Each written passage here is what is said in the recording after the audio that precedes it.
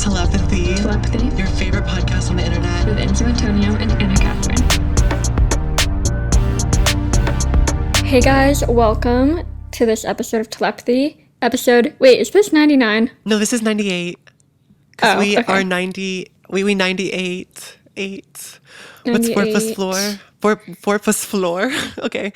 Me starting off already, just not being able to speak, which is a great problem to have when beginning a podcast. You have a podcast. Yeah. But yes, telepathy. Hello. Yes, we're here with another episode. Another day, another episode. But like actually another day. Welcome to the series called Us Bulk Recording before I leave to go to Italy because Lord knows I'm not going to be able to record when all the family is there. So yeah, you're going to see a run of a few episodes where we're all kind of like, it seems like it's the same week or the same day or just like we don't have anything interesting to say. That's because we're pre-recording.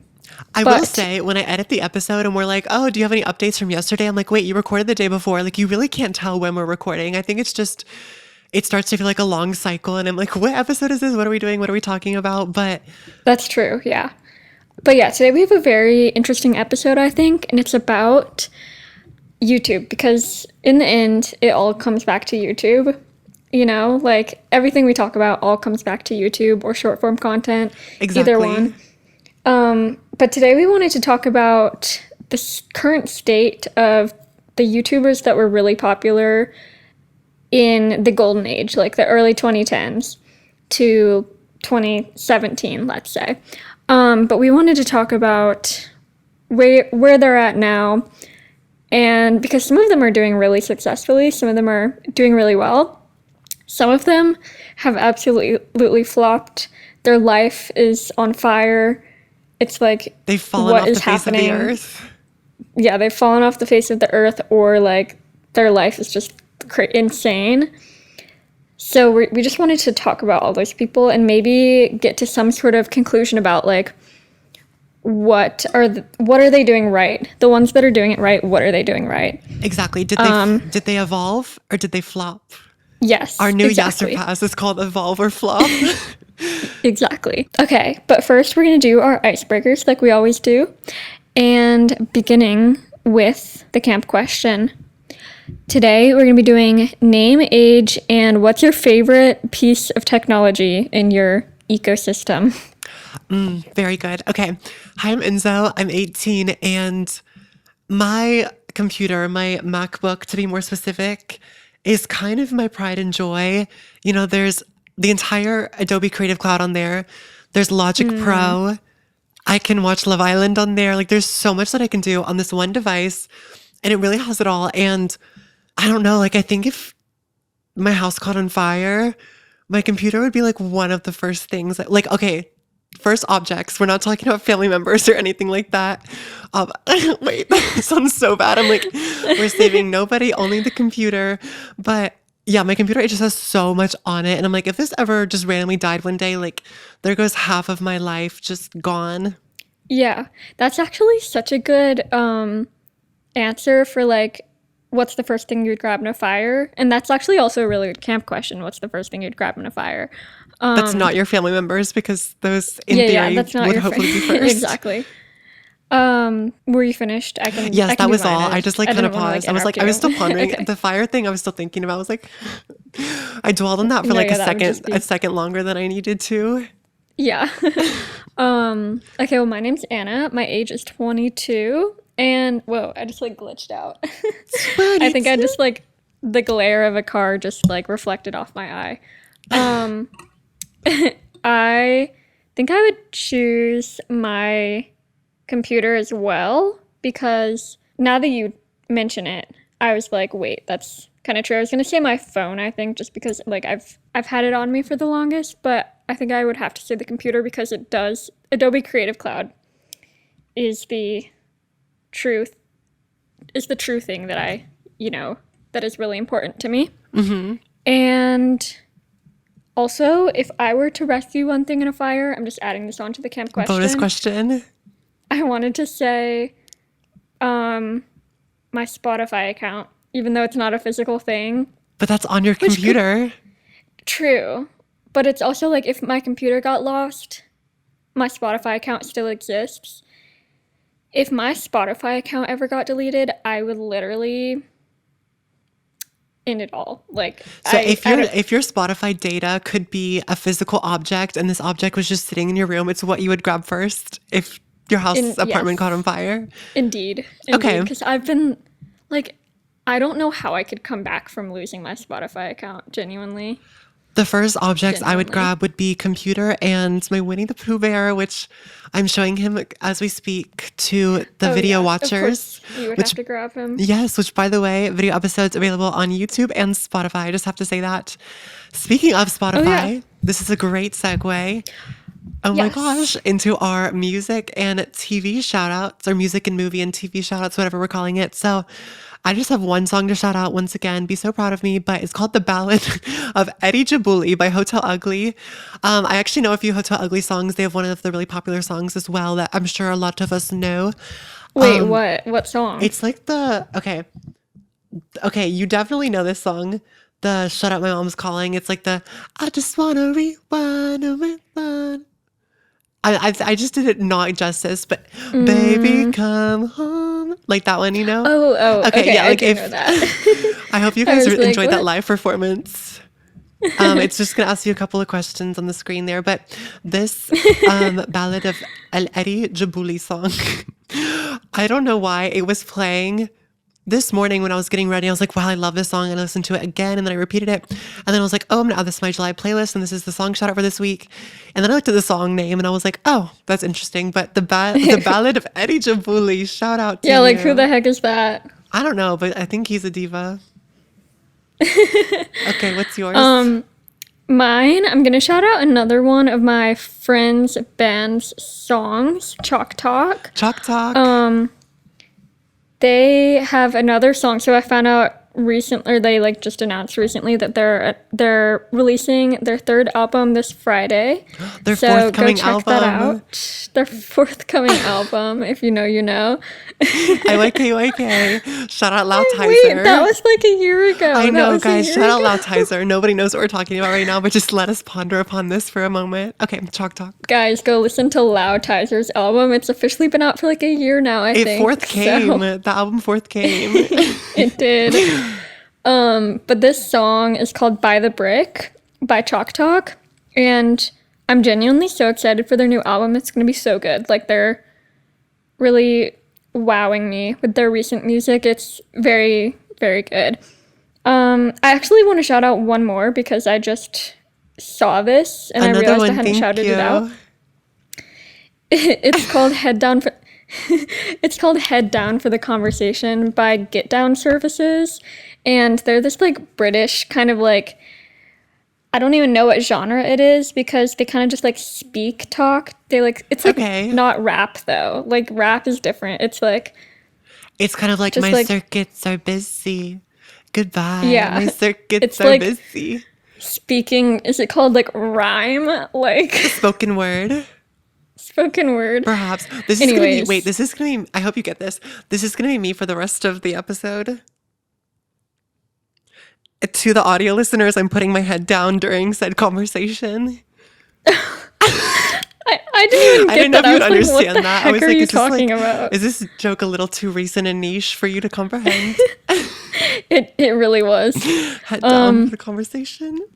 Also, we have a playlist where we add all of this music to, and it's called the Telepathy Playlist. If you go to our Instagram at the Telepathy Pod, you can check it out.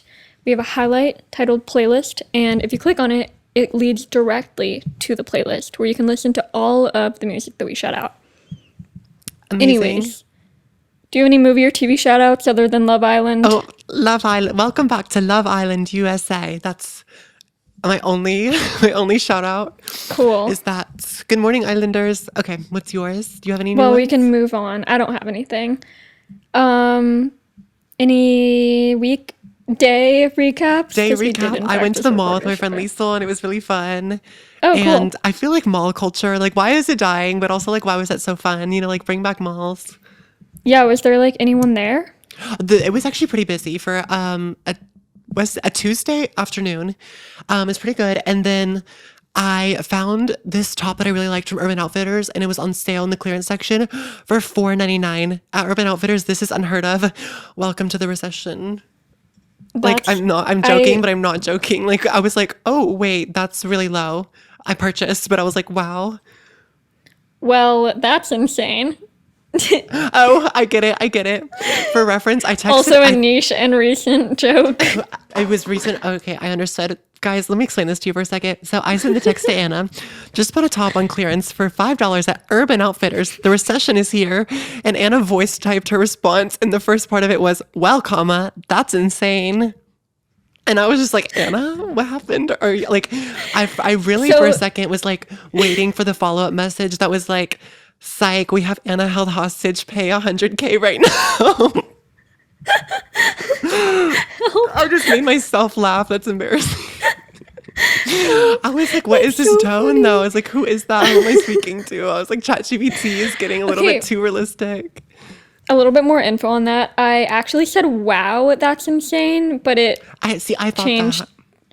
It changed to, well, that's insane, and I had already sent it before I looked at it, because also I wasn't really even supposed to be looking at my phone, because I was voice text, like, I would have been texting while driving if I had looked at my phone. So, anyways, that was You've my had some inner big mom changes coming today. out. I know. I also made an oil change. That was a recent and niche joke as well. I think we should just scrap the YouTuber idea and just talk about, like, How funny we are. recent and niche jokes. Literally. Yep, oil change. Okay. Did you get canola, vegetable, yes, that's my or day peanut recap. Oil? Avocado, and then I told them that they had to take it back because I'm allergic to avocados. Oh no. Yeah. But yeah, that's my crazy day update, is I had to go get an oil change. Yes. Wow. That's really it. Telepathy is international. We are around the world doing wonderful things, such as going to the mall and getting oil changes. But that's why we stay an independent podcast that makes no money. But hey, at least we're not like Sierra Furtado or Adeline Morin, who are mooching off of our expensive, rich husbands who don't love us and just want to give us all their money and Birkin bags.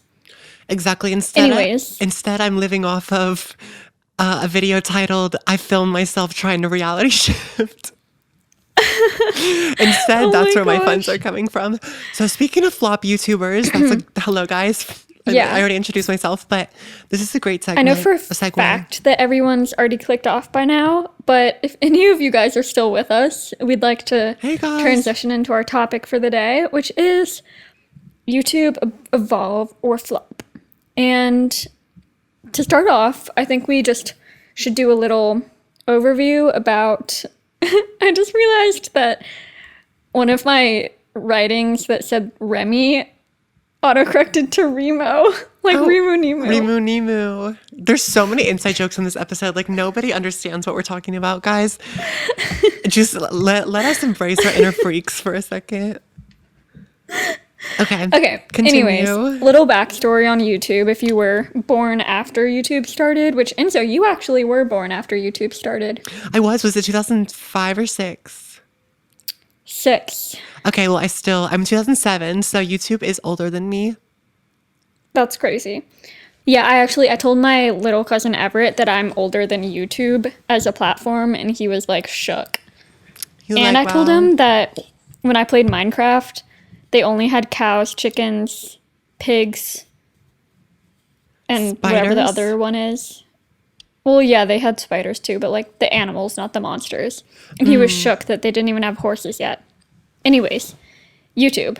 So I feel like when YouTube started as a platform, it was like the most desired form of content to watch other than like TV or whatever. Because YouTube was the first like social media content platform other than like a website that would have like a blog or something like that. Yeah, like a blog.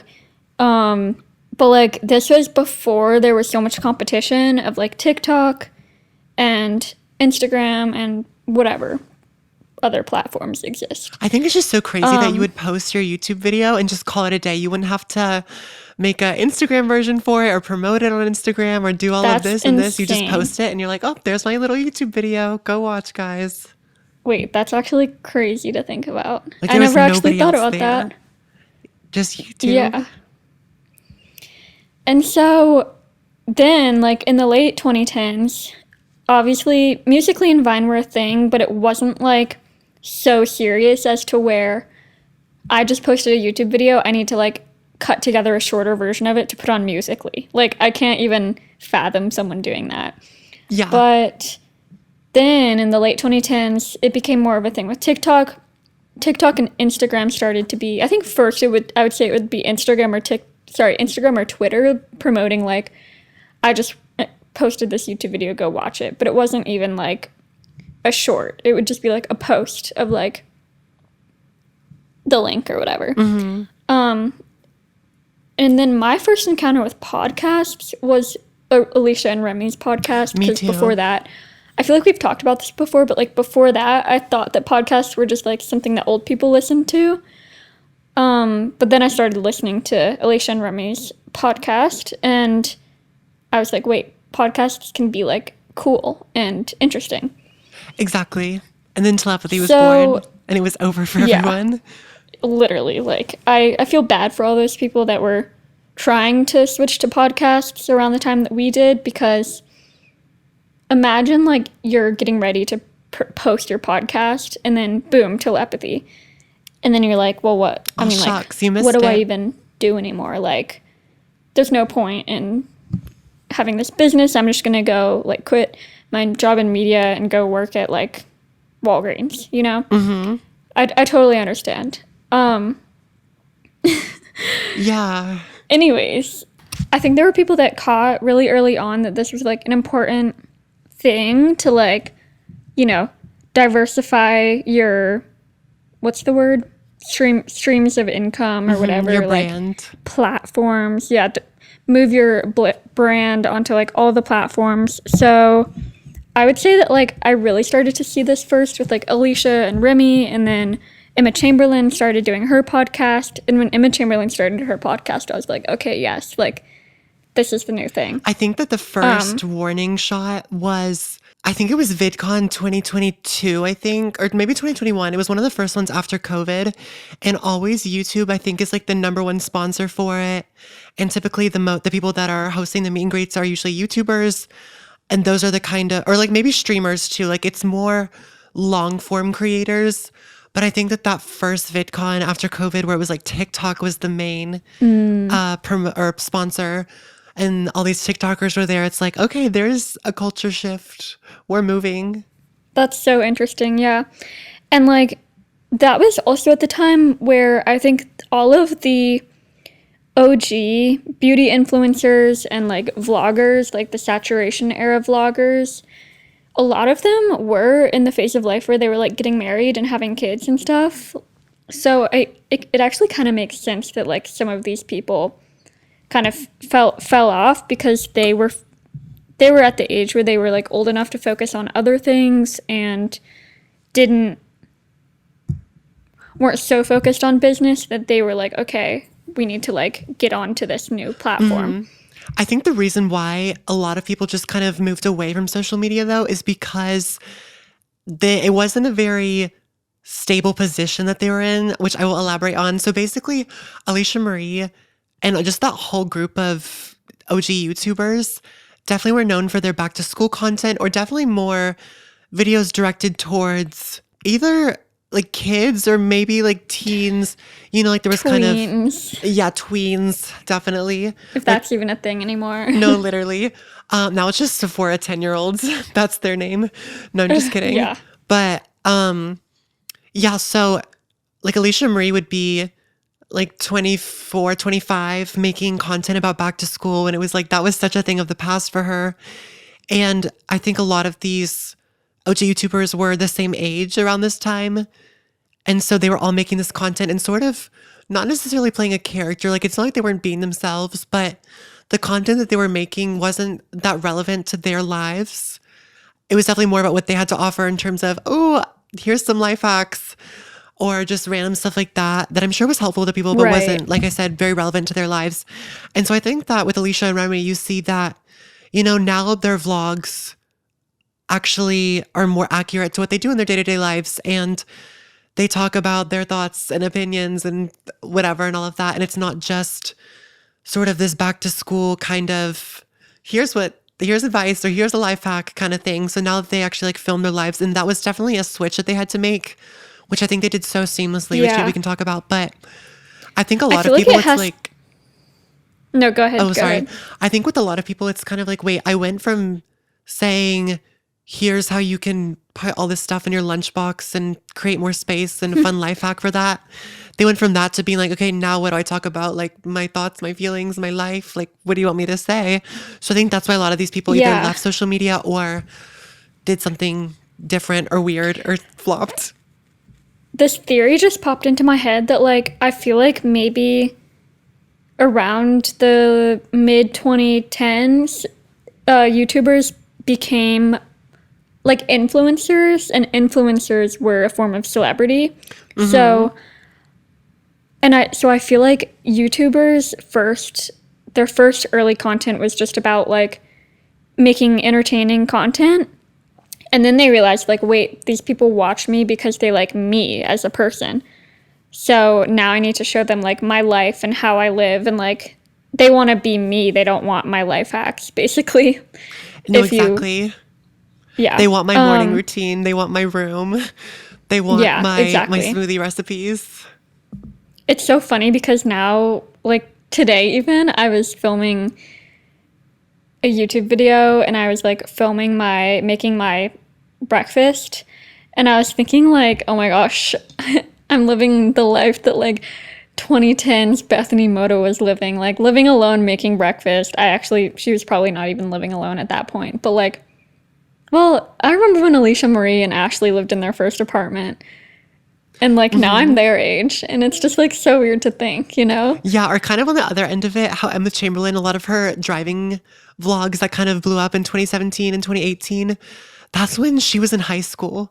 Like she was just Yeah. going to school, driving in the morning, putting the camera up and would like live her everyday life. But I think it's so weird to kind of put it into perspective of where somebody is in their life and how that compares to yours, because it's so different. What am I trying to say? I don't know. I think it's just kind of back then you feels kind of so focused different. on what you had to offer, basically, like whether that was advice or life hacks or recipes. It's all about what you had to offer. So like you didn't really think about somebody's life. Or like with Emma, I feel like it was more just what she had to say and like the things that she was talking about. But then it's like, wait, you're doing that, but that's literally me every morning just driving to school. Yeah. Which is so crazy. It's almost like I'm so guilty of like romanticizing these YouTubers' lives when I was younger, of being like, wow, they're like the coolest people ever. It's like the same way I would romanticize like, or just like think of someone older than me as super cool, like a camp counselor or like an older like cousin, or like I'm trying to think like who, just like people who are a few grade levels above you. Like if it's the same type of vibe where you're like, wow, their life is so cool and perfect. Like I want to be them one day. And then you get to So- 8th grade and you're like, wait, this isn't all that. Right. Exactly. So back to like the evolving topic, I personally think that like Alicia and Remy and Emma Chamberlain are my favorite examples of like evolving and like how they've really rode the wave of how content works nowadays. Do you have any other people that you think have done a really good job? I mean, even some of the OG YouTubers like Mia, I think she's been fine. She took a little yeah. break, but she tried music for a second, and it's not like it completely flopped. Like I feel like she experimented. And like and then My Life is Ava, she still posts and I don't see her as a flop. yeah, no, like, and same with Laura DIY. She did stuff with her. She had like a show or something like that, and she still does DIY content, but it's definitely more practical and it's less saturated, literally and figuratively, I feel like. Yeah. I think Emma Chamberlain so is funny. super interesting though, because she evolved, but in such a different way. And Yeah. I think it's so interesting because I think she took a lot of risks. Like, obviously, she still posts on YouTube occasionally, but she sticks to her podcast primarily and puts a lot into her coffee brand. And it's not like her podcast is the number one in the world. Do you know what I mean? But I think that she Yeah. still has like a loyal fan base listening to her. And I think that people can respect that she made that shift kind of early on and stuck with it. So you really know it's not just for because podcasts are, you know, a trendy thing to make suddenly. Like she kind of stuck with it and realized that this is actually something that she wants to build off of. And so I think that people can appreciate when people are trying to really take the time to make sure that something isn't just because it's a trend and because it's something that they want to build and see where it goes. Same with like the Chamberlain coffee Yeah. shop, you know, that I know it's in LA, I think.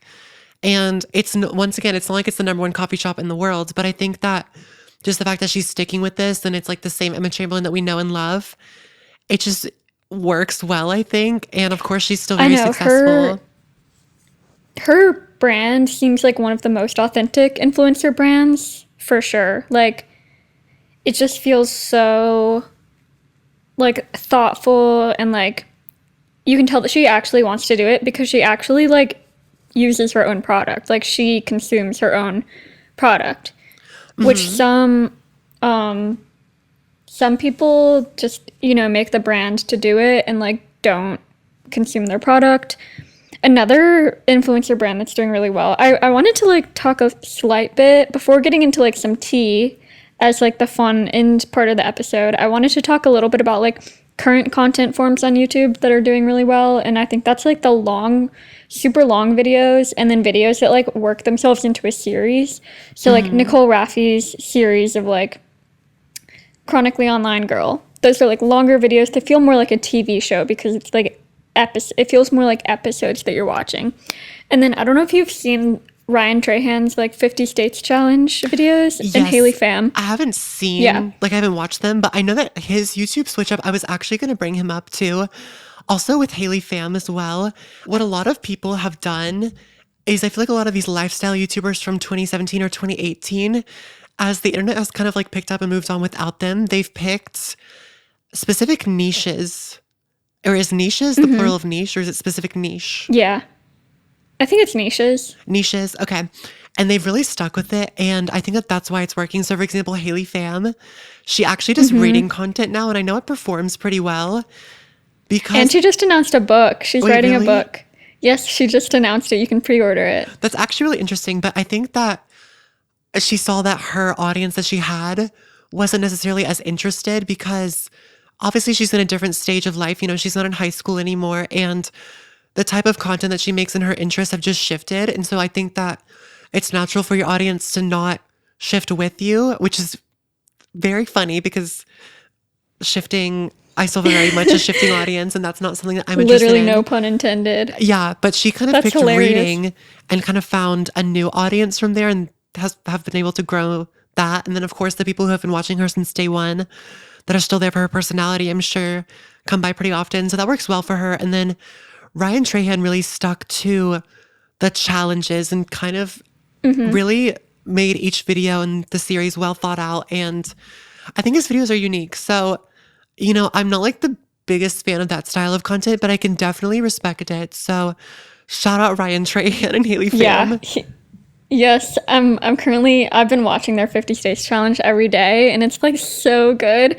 And also, he is another one that's so good at promoting his brand. So he has like a candy brand called Joyride, and it's like a healthy candy brand, so it doesn't have very much sugar or calories. It's like made with real fruit, stuff like that. And in every video of this like 50 States Challenge, he's promoted his candy by like going to search for it in the stores that it's available in.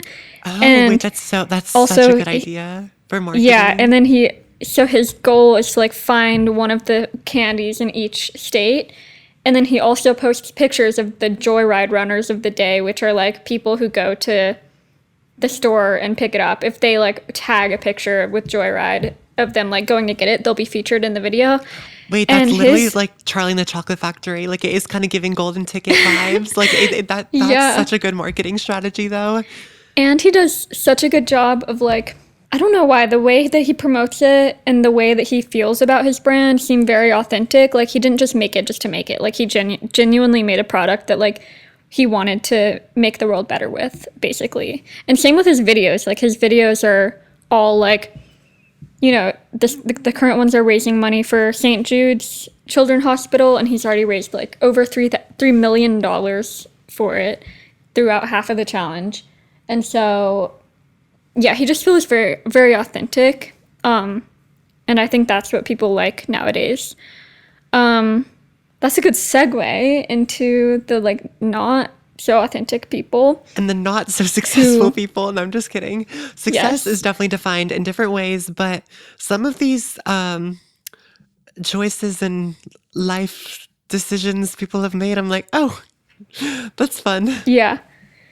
So I went down this rabbit hole the other day, and that's what brought me to this YouTube topic.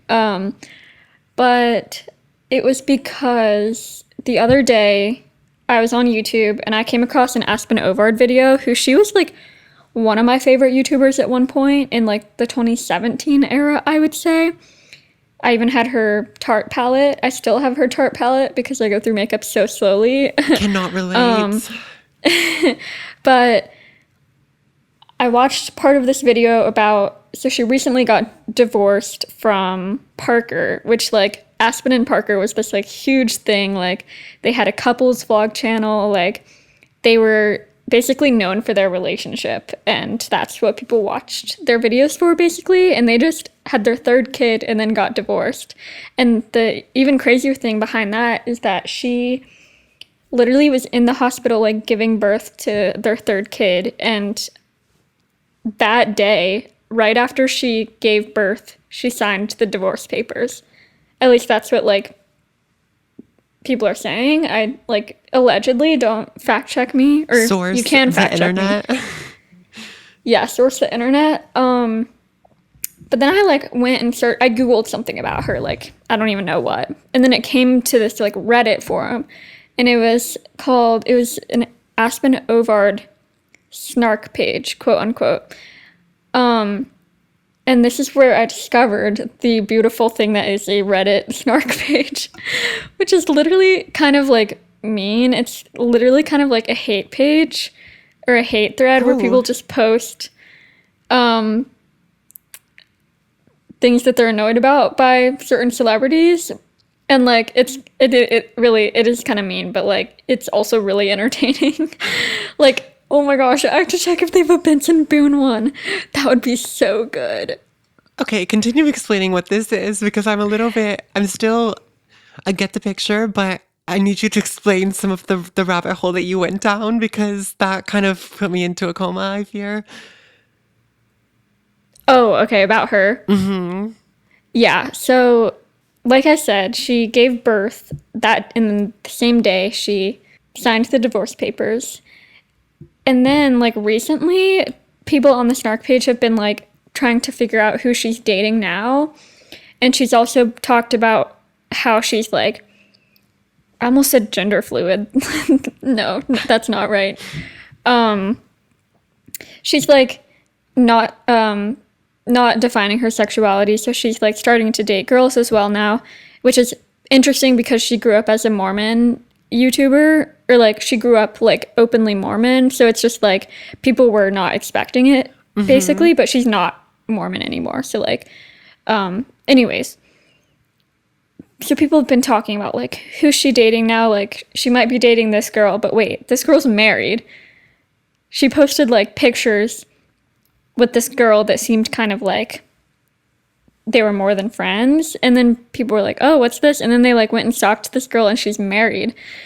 And then people have seen her kissing this guy who is this girl's wife, or this girl's husband. Oh. So the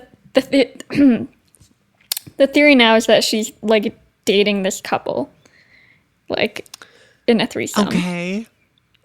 Which is so interesting. And I just like went down this rabbit hole of like, what are these YouTubers up to nowadays? Because honestly, a lot of them being like her having grown up from like age 13 or 10, even as a YouTuber, having a public, all your kids' births are public, your marriage and your divorce are extremely public. So now it's like everything that you do is just like stalked and you can't get away from it. You know what my burning question has been for a lot of people? What? Is how are they affording, like, how are they financially supporting themselves? Because a lot of these people just distance themselves from the internet, but occasionally when they do post, I'm like, did they get a new job or something? Or are they still living off the money that they made in 2017 or like during their Yeah. YouTube peak? Because I don't know, and some of these people too that are just not as active, but then come every now and then to, you know, post a sponsorship. I'm like, there's no way that this like feeds you and It's like keeps your lights feeding on their for the 3 next 3 kids. months. And literally, Yeah. a lot of them still live in LA too. And I'm like, I know those prices are not, it's not super cheap to live there. So I'm kind of wondering if they're still living off of the money that they made during their prime, or if these occasional sponsorships that they're getting now, if that's still enough to uphold and pay for this expensive lifestyle. Like somebody who I think of, and I really love this person, but do you remember Best Dressed? Yeah. So she stopped Yeah. posting on YouTube and she still does brand deals on her Instagram. And I think she does maybe some modeling stuff. I don't fully know all the other stuff that she's doing, but I know that her videos, she was like a very, very popular and successful YouTuber for a while and was pulling in a lot of views and sponsorships and stuff like that. So of course that generated some income. And of course, I'm sure she didn't just blow it all in the first, year of being relevant on Right. YouTube. But I'm kind of like, does she still have a consistent income from these videos? And is that enough, or are these current occasional sponsorships still enough to support herself? So I don't know. And she's not the only person that I'm thinking of. I think there's a lot of people that I'm kind of thinking, you, I was thinking about like Bethany Moda. Also, my card just ran out. My card just ran out of space. All right, hey guys, we're back to my phone again, like last episode, because I can't do anything technology related to save my life. Anyways, yes, I was thinking the same thing because earlier today at work, I was like working and I was thinking about all these YouTubers and I was like, did Bethany Moda, like, should I look up Bethany Moda on LinkedIn? Like, does she have on LinkedIn, like an office job? Like, what, like, does she, I actually need to see if she's still active on Instagram, but I'm like, where's her income coming from? Or did she might have made enough money, honestly, to retire at age 30, because she did really well. But, like, it just leaves me thinking, like, what do some of these people do? Also, some of these other people, okay, well, I have the answer to what some of the other people do. The other option, so the options are to keep doing YouTube and content creation, get a job, or marry rich. And Sierra Furtado and Adeline Morin have done the third option of marrying rich. So Sierra Furtado is a really interesting case study to me because she was one of my favorites for a while. I don't know why, because honestly, she gives very like mean girl energy, and that whole group honestly is a bit. I just remember a while ago, like there was some drama I think with like Meredith Foster. Meredith Foster was like bullied by these girls or something like. Okay. Which I also loved Meredith Foster. But there was like drama where they all just kind of like deserted her. Okay, but Sierra Furtado, she was dating this guy like in 2016 to 18, and they seemed like very like in love, like they were perfect for each other. All of her videos were like, yes, we're like perfect for each other, blah blah blah. It turns out this guy, Alex, which he does seem like a really nice guy, and I think that he was on. I think he didn't deserve, or she didn't deserve. Yeah, I don't think Sierra Furtado deserved to like have him because I think she was like too like superficial or whatever Oh. compared to him. But she like basically used him for content, and she employed him. Like she made him edit, I mean, didn't make him, but like she had him edit all of her videos, and like he worked for her because he was a model and like couldn't get a job or something. So then when they broke up, it was this huge deal because she lost like her boyfriend and her her editor basically. See this is why And- this is just not a strong foundation for a relationship. And I hate sitting here judging a relationship of two people that I don't know. They don't know me, but just looking at it from the outside, I just have to say that when somebody works for you and they're so involved with you professionally, like bringing romance into that, especially when it's on the internet too, it's like not even, this is triple homicide here. Like on the Yeah. internet works for you and edits your videos, which like the last two are like kind of the same, but like, okay. Anyways, continue. And the whole thing of like how they made a couples channel and then they were getting revenue off of the couples channel. And then once you break up, like you have to delete the couples channel basically. And a lot of people had to go through that, like Aspen Oard as well. So now in the past year, Sierra Furtado has married this random, really rich guy. She clearly like is not into him. Like you can see in like photos and videos, like she obviously just married this guy for his money. Like he's really short. I'm not like saying anything about like appearances or like how That's a wild it's just statement. she's too superficial to like, I think, to find him attractive, honestly. Like I think she's just too superficial. Oh, Because now she's always like on these trips like in Italy or like Nice or wherever, and she's unboxing designer clothes like every day in her videos. Like I just went through this like thread of like this is her like 10th Birkin bag or whatever, and then like she makes posts that are so out of touch, like when your Birkin bag matches your latte or something like that. And it's the most like, relatable feeling in the world. yes, exactly. Overconsumption. Yeah. And then Adeline Morin is also an interesting story because I always thought she wasn't one of those like superficial mean girls. But recently she posted a video which I saw on her snark page, and also her snark page got taken down. I think she discovered it and made the Reddit creator shut it down. But then someone else started another one. Oh my gosh. So This is like a new level of hater. Like I can't even support this. yeah, but, I really okay. hope they have a Benson Boone one, and if they don't, I'm gonna make it. Guys, go follow at Benson Boone Would be Snark my on scream. Reddit. So she also has recently married a rich guy, and she also shows up at all of Sierra Furtado's events, and it almost looks like she wants to like be Sierra Furtado. Like she just thinks that she's not quite good enough to be her or something.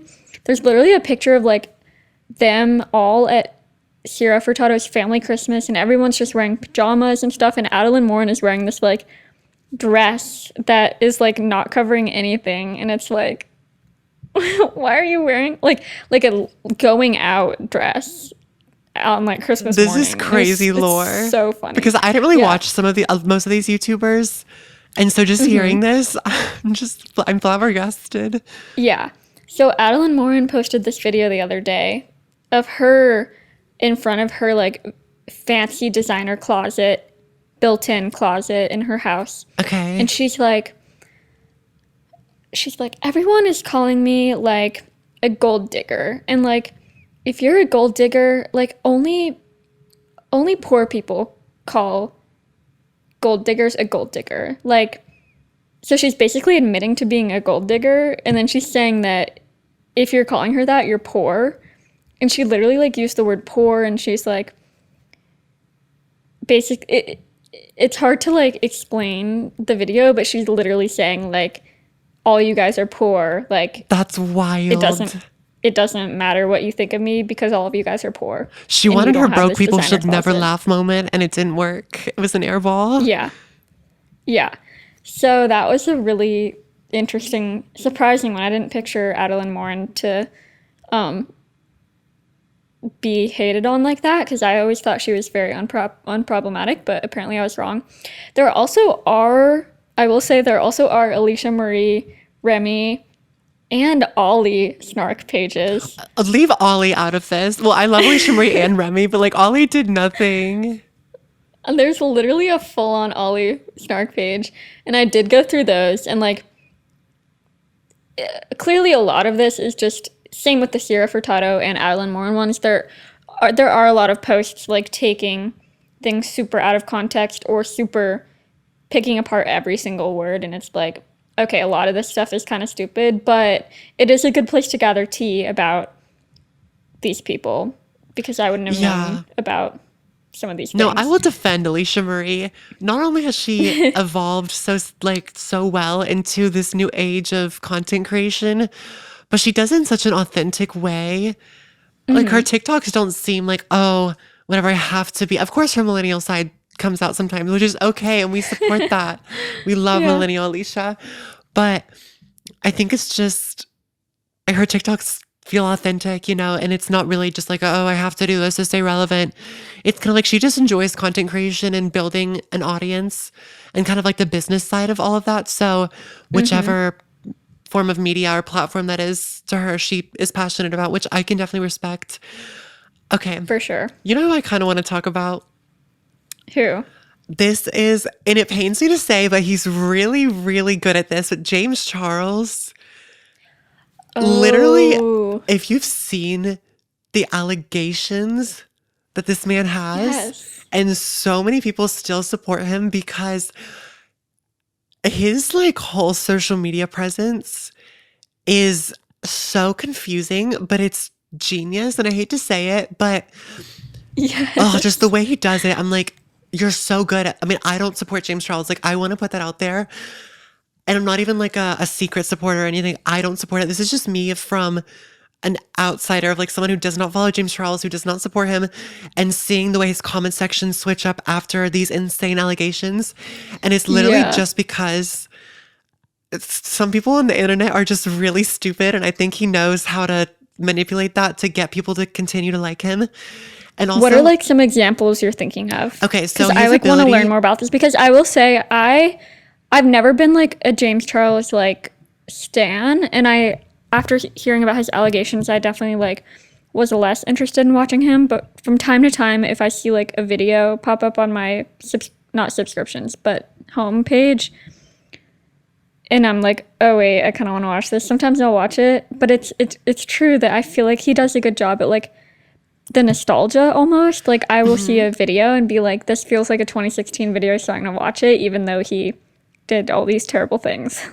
Literally. And okay, so the thing is, the one that I'm thinking of recently, and there's actually two examples with this, but I think he's very particular about how he references his content in the past, because of course 2018 whatever, I mean, when I say that was his prime, he's had like multiple primes, I'm gonna be honest, but 2018 was the Morphe palette. That was when he was considered a revolutionary in the beauty community on YouTube. And of course, his palette was very iconic. And so, of course, he made this whole thing with the palette and referencing it and how this was such a big part of his career. But he's using that now to be like, that era's over. Morphe, I'm taking back what's mine. Here's my new palette. And it's to promote something new. Same thing with the Bring Me Little Water Sylvie meme, whatever. He's able to bring me little water Sylvie. Okay. Sorry, that was just a little dance break. But okay, so that clip went viral, and I think that the reason why he can get so many people to like him, even though he's done a lot of things, there's a lot of allegations against him, it's because he's able to make fun of himself, and people just for some reason making fun of yourself on the internet can get you so far. For example, it's almost like Katy Perry, people were so mad at her, but the second she was like, "You're like an Indiana summer," like she made fun of herself like that, suddenly it's like, haha, everyone's laughing now. So with him, he was referencing the Bring Me Water song, or Bring Me Little Water Sylvie song. And he was using that and referencing it to promote his new song, which happens to be called Bring Me Water, I think, or something about water. Yes. So I it's can't like, believe he's releasing music. It's so funny. I don't know, watching the internet just time and time again, it's like scandal and then break in between. Everyone's like, oh, he's actually really funny and iconic and I'm not going to lie. And then another scandal and then the same thing over and over again. And I don't know. But then when you watch his videos and see his content that he's making and you see the engagement and all of that, it's like he's still doing this social media thing right. Even if I do not like him as a person, I can admit Yeah. that he is really good at getting people to still like him, because the fact that you have people say this stuff about you and the fact that you've had minors be like, this adult is messaging me and people still like you, like you have to know what you're doing then on the internet. Like, I'm going to be so honest. Yeah, that's so interesting. Like, he definitely is. It makes sense because he definitely is one of the YouTube masterminds of the algorithm and the what people want. And it is true. I think somehow he has totally like brainwashed or made people forget what he's done because like for example, Colleen Ballinger, I don't think she's come back because I'm everyone. pretty sure she might post vlogs. Well, like I mean, she might be active, but she hasn't like nobody watches her anymore. Oh, I don't no, think. yeah. Like, Because the ukulele thing was just if she hadn't done the ukulele thing, I think people might have come back and oh, just that was forgotten. what happened. Who thought that was, I'm not supposed to talk about this, but I'm going to sing. Yeah, Like, iconic. What year even was that? 2023. Oh, I was gonna for a second. I was like 2019, 2020. No, it was 2 Wasn't summers that long ago. ago? It was Barbie summer when that Oh, happened. With her wow, video titled Hi. The toxic gossip train. What happened? What happened? Why did we do that? iconic, Anyways, are there iconic. any other last finishing remarks you would like to make or any other lore you wanted to talk about? I don't think so. I think just like yeah, it's just interesting to talk about because I feel like we're at the point now where we've gotten to see lots of these YouTubers through their whole career because it's been 10 years now, 10 plus years. So it's like we can finally start reaping the results of some of these things that are happening and it's very fun to watch. Definitely. So, once again, always praying for YouTube revival, Of please. course. YouTube I just sent volunteer as us an tribute. email. YouTube just sent us an email today about some new way of like getting discovered by brands to get ad deals, and you have to like respond to like confirm that you're in it, which I think I'm gonna do. But Oh, like hopefully that TikTok means shop that kind of YouTube. thing. It No, might be it's trying to like resemble that, honestly. no, it's like it's for brands to like be able to reach out to you about a sponsorship. Yeah, that kind of sounds like Is TikTok that with shop. TikTok? Well, it's kind of like brands. You can like post it on the thing, which now YouTube is literally the embodiment of Evolver Flop because they're seeing Oh, that TikTok shop is working, which why I've never opened up the app of TikTok and been like, let me buy something from here. Like, what do you yeah, I've mean? never. Okay, I hope it's not like TikTok shop. I don't know. Maybe. We'll See, see. I'm like I'll so probably sign up far. for that though. I'm so Can't far even lie. removed. I'm so far removed from TikTok now that I didn't even know like what TikTok shop, why that was similar to TikTok shop. But okay. Anyways, I hope still that means that YouTube is trying to strategize ways to make their creators thrive. Yes. Hopefully, like some sort of algorithm shift or something. I just Or some sort of recently I attention have span change. yeah. Recently though, I have been getting lots of newer videos with like 100 views in my home feed, which Guys, I should think I is a start good a new sign. YouTube channel? Because I think like the algorithm like completely messed me up because it's like people are here for shifting. Even like little thing, it's like telling me to make shifting videos. And I'm like, no, I don't know how to explain this. What But if you started one and kept it quote unquote under the radar and posted the same videos on both channels. I thought about that, but I don't know if then the algorithm would flag it as like spam because it's like two of the same videos and if they share the same tags and title and stuff like that. We could experiment with that. That could be interesting, but You could do a video of experimenting with it because then Yeah. you wouldn't like lose a lot from it if it didn't work. exactly. Okay, but I think that my moral of the story is, or like my conclusion, and this can be scary sometimes, but I think that you have to continue to post through the rough patches in order to evolve. Like you can't just wait for yourself to be relevant again. You have to continue to post because I think like with Alicia Marie and Remy, like they did the podcast and maybe it wasn't at peak views throughout the whole time. There was times where it dipped, but they kept going with it.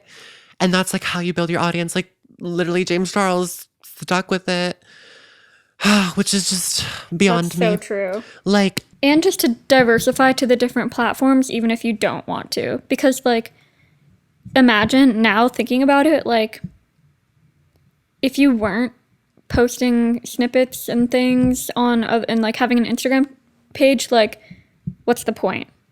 Now that I'm thinking about it. Because I can't name one successful person that doesn't have stuff on all the platforms. Emma Chamberlain doesn't have TikTok.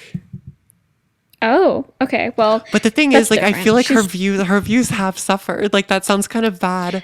And it's like No, saying, that's girl, but true. like, you know what I mean? Like, I don't know. that is true. Like, I definitely think that Yeah. she's an example of how you can thrive off of that because, of course, like, having a TikTok is nothing compared to being the interviewer at the Met Gala.